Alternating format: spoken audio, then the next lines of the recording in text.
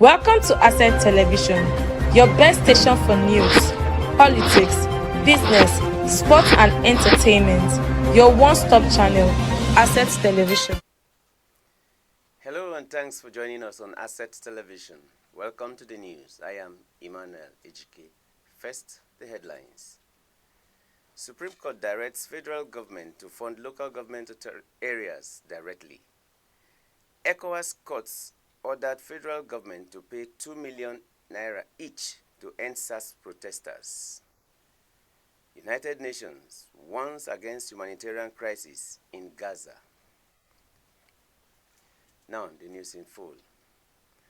The Apex Court directed that local government allocations from the Federation account should be paid directly to them henceforth.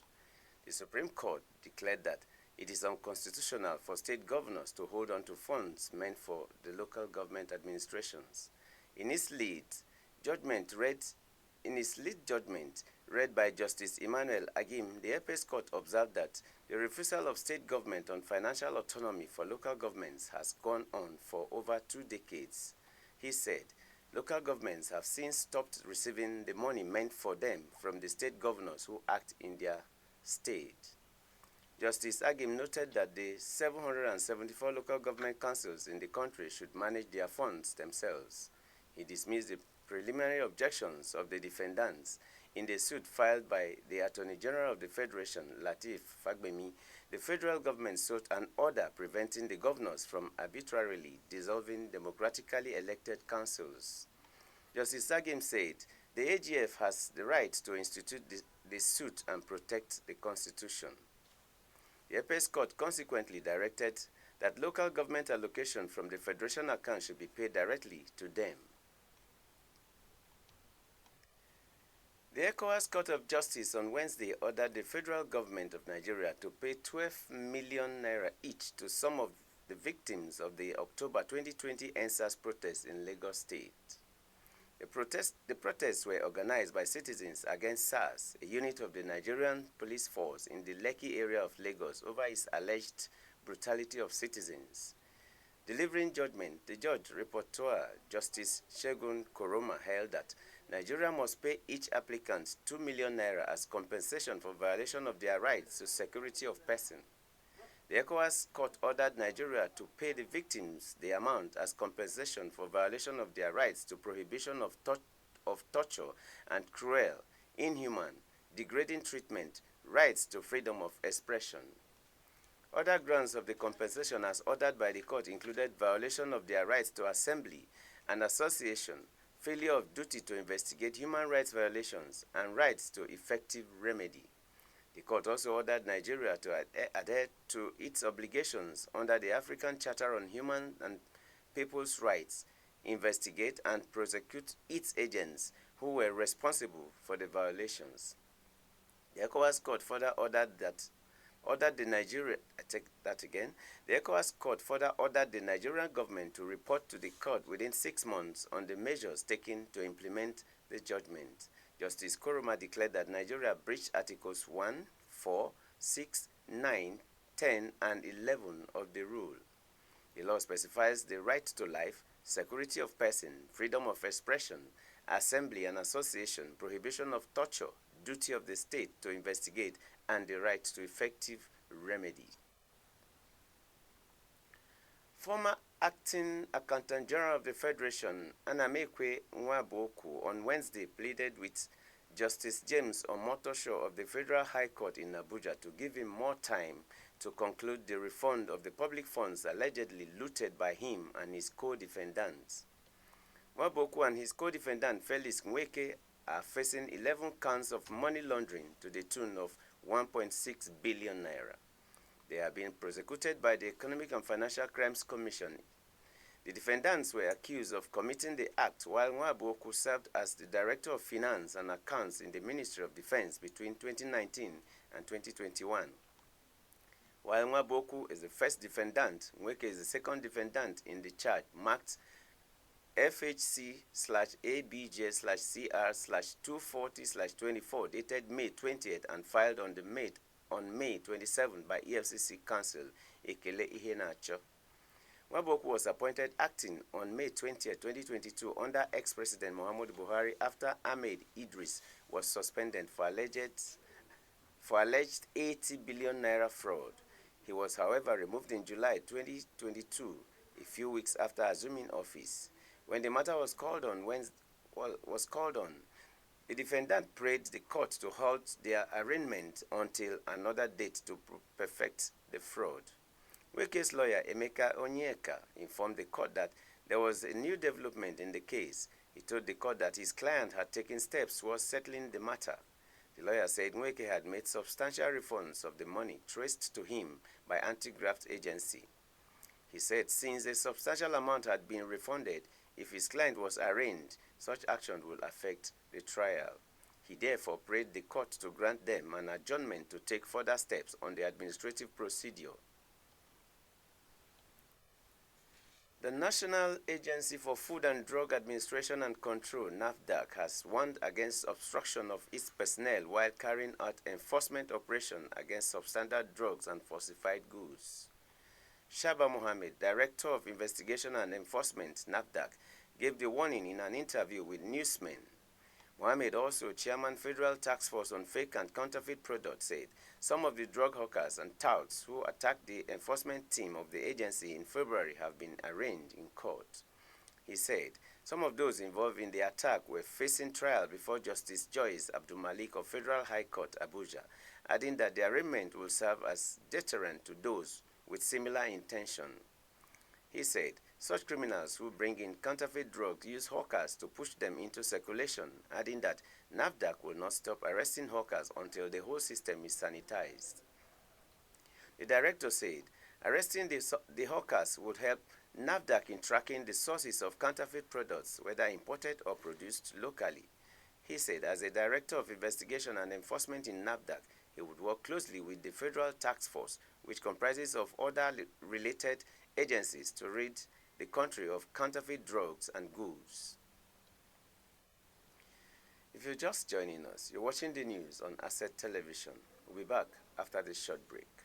Welcome to Asset Television, your best station for news, politics, business, sports and entertainment.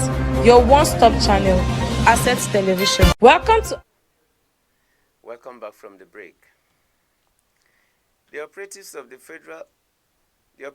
FCT Police Command attached to Ido Police Station or Police Division on July 9, 2024 at about 9 p.m. acting on credible intelligence trailed and arrested one Nuhu Ezra, male of Gosa Pikipi Village, Lugbe, Abuja, with a human skull and bones. The suspect, who was found with the body parts upon interrogation, stated that he picked them up from the bush while hunting at Kuje and had the intention to sell the body parts for 600,000 naira. The Commissioner of Police FCT, CP Bennett Igwe, has ordered that a thorough investigation be conducted to ascertain the bearer of the body parts, the intended buyer, if the suspect killed anyone to be in possession of the body parts, and how long the suspect has been in the alleged business. He urges residents to be wary of their environment and report suspicious activities to the police. The Council for Northern Muslim Youth Preachers has urged Nigerians to show greater commitment to preserve the legacies of the Sokoto Sultanates. The call was made in Kaduna at a two-day conference on the position of Northern Ulamas to safeguard the image of the Sultan, Saad Abubakar III, and the sanctity of the Caliphate, Sheikh Musa Yusuf, who chaired the occasion, said the image of the Sultan as the revered steward of the Caliphate must be respected and preserved. He said the Sultan was representing the Muslims community in Nigeria, cautioning that any attempt to derogate his position would be considered as an attack on the Muslims. The chairman urged the Sokoto state government to focus on challenges bedeviling the state to improve education, health, and the economy of the state. Governor Abdurrahman Abdulrazak of Kwara on Wednesday commended President Bola Tinubu for the bold steps to promote livestock and end perennial herders-farmers clashes across communities. The governor specifically mentioned the recent inauguration of Livestock Reforms Implementation Committee by the federal government and the establishment of a Ministry for Livestock Development. His excitement is contained in a speech delivered on his behalf by his counselor and senior advisor, Sarat Saaluddin, at the launch of the National Animal Identification Traceability System for the state organized by the Federal Ministry of Agriculture and Food Security. He thanked the Minister of Agriculture and Food Security, Senator Abubakar Kyari, and his team for their hard work to transform the agricultural sector to economic diversification. Abdul Razak pledged to support the agricultural initiative by facilitating the construction and equipping of the Kwara Night Center and soliciting for more collaborations with the federal government, particularly in developing irrigation for all-year farming and agricultural mechanization. Senator Abdullahi, on his part, said, NITES is part of the National Livestock Transformation Programs of President Bola Tinubu's administration that seeks to reduce cattle rustling and farmers-herders clashes and engender peaceful coexistence in the country. He said, the federal government is working tirelessly to develop livestock transformation that will satisfy local demands and the exportation of foreign countries. He called on key stakeholders to see NITES as an initiative designed to benefit and not create discomfort for anyone. He praised Abdul Razak for his sincere commitment to developing agriculture in the state, urging the government to do more. UN humanitarians warned against Israeli evacuation orders in Gaza City, noting that it will only fuel suffering for Palestinians. The directive issued by Israeli military follows evacuation orders affecting several parts of the city in recent days. The situation is unfolding as a new round of negotiations towards ceasefire in Gaza resumed in Doha, Qatar on Wednesday. OSHA noted, however, that the evacuation orders are also forcing the humanitarian community to reset their aid operations. Hadi visited Deir al-Balah earlier, where he witnessed firsthand the consequences of the breakdown in public order and safety as he entered and exited the Karim Shalom crossing, OSHA reported. The humanitarian coordinator also observed bags of fortified flour from the World Food Programme and UN agency assisting Palestine refugees scattered alongside the road coming out of Karim Shalom. The IMSC Field Hospital in Deir al-Balah, together with the regional director of the World Health Organization, Hanan Balki, Hadi said he was humbled to see how doctors and nurses provided trauma care for hundreds of patients with severe wounds, despite nearly impossible operational conditions, including the inability to get basic medical supplies such as gauze, the agency said. OSHA also reported that it had documented more than 1,000 Israeli settler attacks against Palestinians in the West Bank since October, leading to casualties and damage to properties, trees, and saplings. Nearly 1,400 people, including 660 children in more than 2 dozen bound Bedouin and herding communities, have been displaced during the same period. Due to scatter violence and access restrictions, OSHA added that Israeli forces in the West Bank killed 14 Palestinians between July 2nd and 8th, the vast majority during 2 operations in the Jenin and Tulkarm cities and their adjacent refugee camps. Britain's King Charles has congratulated England for their last grasp of...